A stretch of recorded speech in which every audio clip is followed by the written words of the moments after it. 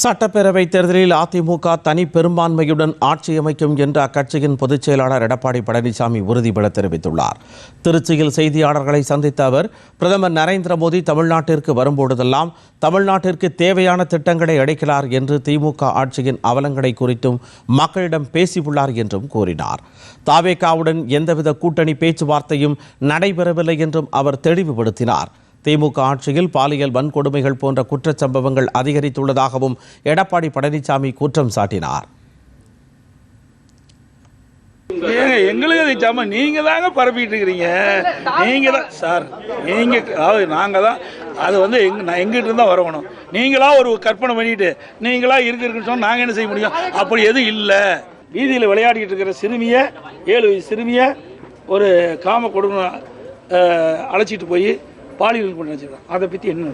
இப்படி தினந்தோறும் பாலியல் குற்றம் நடக்கின்ற இந்த ஆட்சி மீது இந்த தொலைக்காட்சிகள் ஊடகம் இதை முழுமையாக விளம்பரம் செய்ய மாட்டேங்குது. அதிமுக பொறுத்த வரைக்கும் கிளீனாக இருக்குது. எங்கள் கூட்டணி சிறப்பாக இருக்குது, அற்புதமாக இருக்குது.